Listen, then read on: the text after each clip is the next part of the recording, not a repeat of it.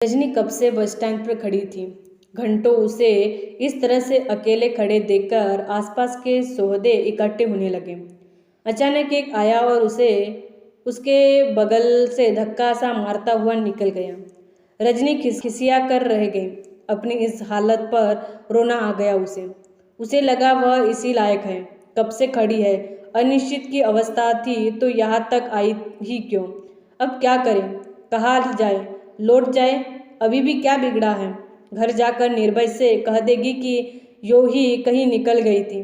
उसे क्या पता चलेगा कि रजनी के मन में क्या चल रहा था और वह क्या सोचकर घर से निकली थी। लौटने का रास्ता तो अभी भी खुला ही था, परंतु वापस लौटने का अर्थ है उन्हीं परिस्थितियों में पुनः वापस लौट जाना जिनसे वह दूर भागना चाहती है। क्या वह मायके जाने वाली बस में चढ़े? बस स्टॉप पर खड़े खड़े ही उसको अपना अतीत याद आ गया। 5 भाई बहनों में तीसरे नंबर की रजनी की सुंदरता ही उसकी सबसे बड़ी पूंजी थी। खिले हुए गोरे रंग के आगे सूरज की धूप भी फीकी लगती। बचपन से ही घर बाहर के लोगों की बातों से उसके अंदर अपनी इस विशिष्टता का एहसास हो गया था। उसने पढ़ाई में परिश्रम करने की आवश्यकता नहीं समझी। सुंदर लड़कियों को पढ़ने की क्या जरूरत। उनके सपनों का राजकुमार तो घोड़े पर सवार होकर आता है, फिल्मी हीरो की तरह ले जाता है और जीवन भर उनके लिए पलक पलक पावड़े बिछा कर रखता है। यही सुंदरता का ख्वाब रजनी का भी था। उसके पापा भी लड़कियों को ज़्यादा शिक्षित करने और बड़ी उम्र तक घर बिठाए रखने के हिमायत नहीं थे। 18 वर्ष की होते होते उसके लिए योग्य वर की खोज शुरू हो गई थी। बड़ी लड़की की शादी तो उन्होंने 18 वर्ष की उम्र में ही कर दी थी। रजनी की सोच भी इस तर्क से ऊंची न उठ पाई। किसी तरह से इंटर पास कर घर बैठकर अपने लिए योग्य वर मिलने का इंतजार करने लगी। इतना अवश्य हुआ कि उसने स्वयं को सिलाई कढ़ाई व पाक कला में निपुण कर लिया था। घर के कामकाज में कुशल रजनी माँ की लाडली थी। एक दिन रजनी इस घर को छोड़कर चली जाएगी यह सोचकर ही माँ का कलेजा कांप जाता, पर यथार्थ तो यही था। माँ जानती थी कि आज नहीं तो कल रजनी को जाना ही है। आज रजनी को देखने कुछ लोग आ रहे थे। छोटी बहन कितनी उत्साहित है, रजनी कम बेचैन नहीं है। उसे देखने आने वाला कैसा होगा, उसे क्या क्या पूछेगा, यही सब सोच रही थी। वह अच्छी लगे इसी के लिए खुद को उसने ढंग से सजाया संवारा है। सुंदर सलोनी रजनी ने कौन ब्याह करना न चाहेगा। उसे खुद पर पूरा विश्वास था और हुआ भी ऐसा ही। निर्भय उसे देखने आया और एक ही नज़र में हाँ कर गया। वह खुद सांवला था और गोरी चिट्टी रजनी को देखते ही अपने आप को भूल गया। सांवले या काले लड़कों को गोरी दुल्हन की बड़ी चाह होती है और लड़कों का कोई रंग थोड़े ही देखा जाता है। नानी कहती थी लड़का तो घी का लड्डू होता है, टेढ़ा भी हो तो भी कोई बात नहीं। रजनी भी इसी सोच का एक हिस्सा थी। अपनी खुद की सोच विकसित करने का न उसे माहौल मिला था, न उसमें खुद इसी की क्षमता थी। बस समय के बहाव में बहती चली गई और जैसा होता गया उसे स्वीकारती गई। इसी तरह ब्याह कर रजनी निर्भय के घर आई। बड़ा सा संयुक्त परिवार था निर्भय का। सास ससुर, जेठ जेठानी, देवर ननद, कोई सा रिश्ता बाकी न था। रजनी से सभी को बड़ी अपेक्षाएं थी। सुघड़, कार्यकुशल, सबका आदर सम्मान करने वाली बहू की छवि सब रजनी में देखना चाहते थे। रजनी भी सबकी अपेक्षाओं पर खरी उतरने के प्रयास में लगी गई। इन पर सबके बीच उसका एक निजी अस्तित्व भी था। मन में बसी इच्छाएं भी थी। निर्भय के साथ समय बिताने, घूमने फिरने जैसी सहज इच्छाएं थी जो हर नई नवेली के दिल में विवाह के शुरू के दिनों में होती हैं। परंतु शादी के शुरू के दिनों में ही रजनी के समक्ष निर्भय का व्यक्तित्व उजागर हो गया। परिवार के लोग परिचित उसे मस्त मौला कहते। जहाँ जाता वही का होकर रह जाता। घर पर कोई उसका इंतजार कर रहा है, परिवार के लोग उससे कुछ अपेक्षाएं रखते हैं। इन सब बातों का उसे कोई ख्याल न था। नई नवेली पत्नी के प्रति भी उसे आकर्षण न था। बस सारा दिन बिताकर रात को घर आकर अपने कर्तव्य की इतिश्री समझ लेता। खाना भी बाहर खाता। वह रजनी को चाहता तो था, पर उस चाहत को अभिव्यक्त करना और रजनी की भावनाओं को समझने व उन्हें महत्व देने की न उसमें समझ थी न इच्छा। संयुक्त परिवार में रहते हुए पत्नी को लेकर कहीं घूमने जाने की हिम्मत वह नहीं जुटा पाता। परिवार के अन्य सदस्यों के साथ ही रजनी का समय कटता। यहाँ वहाँ घूमते रहता निर्भय का शकल था।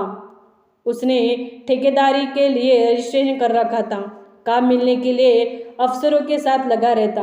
विभागीय अधिकारियों को भी अपने चारों ओर घूमने वाले कारिंदे चाहिए होते हैं, सो वे निर्भय को अपने साथ ले रहते।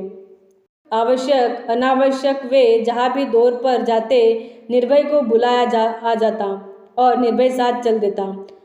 दिन या समय की उसे कोई चिंता न रहती। रजनी सोचती, यदि इसी तरह जीवन काटना था तो निर्भय ने उनसे विवाह ही क्यों किया। रजनी मायके जाती, चाहे जितने दिन रह आए, वह कभी उसे लिवाने नहीं आता। हमेशा वह अपने भाई के साथ ही वापस आती। ससुराल आकर फिर उसी माहौल में कुछ समय में ही उसका मन विरक्त हो जाता और फिर वह मायके आ जाती और कोई ठिकाना तो नहीं था। अकेली कहाँ जाती। इतनी शिक्षा और आत्मविश्वास भी नहीं था कि वह खुद के बूते कुछ करने की सोचती। रजनी का मन महसूस कर रह जाती। क्यों उसने मन लगाकर पढ़ाई नहीं की। आज वह अपने पैरों पर खड़ी होती तो इस तरह मोहताज नहीं होती। कभी ससुराल कभी मायके के बीच पेंडुलम बनी रह रजनी को अपना जीवन इतना व्यर्थ लगने लगा कि कई बार आत्महत्या जैसे विचार भी उसके मन में आने लगे थे। मायके आकर रजनी मम्मी पापा भाई बहनों के साथ स्वयं को खुश रखने की कोशिश करती। सबके अनुसार खुद को ढाल कर चलने की कोशिश करती ताकि उसका बार बार मायके आना किसी को अखरे नहीं। माँ उसकी मनोस्थिति को समझती थी, परंतु फिर भी जब मन उगता जाता तो वह फिर ससुराल लौट जाती। यही उसके जीवन का ढर्रा बन गया था। निर्भय की बहुत ज़्यादा कमाई नहीं थी कि वह पत्नी को आर्थिक रूप से ही खुश रख सके। इसी तरह 10 वर्ष बीत गए। घिसटती घिसटती रसहीन जिंदगी रजनी का लावण्य भी फीका पड़ गया, पर इतना अवश्य हो गया कि नन्हा अभिनव उसकी गोद में आ गया। रजनी का समय अभिनव के प्यार दुलार देखभाल में कटने लगा। उसे लगा जैसे उसके जीवन के वसंत में नए पुष्प खिल गए हो। बेटे के जन्म से निर्भय के व्यक्तित्व में भी कुछ स्थायित्व आया। वह अब घर पर ज़्यादा समय देने लगा। रजनी को लगा अब उसका जीवन व्यवस्थित हो जाएगा, पर अभिनव अभी 6 माह का भी नहीं हुआ था कि निर्भय फिर वही अपनी पुरानी जीवन शैली पर लौट आया।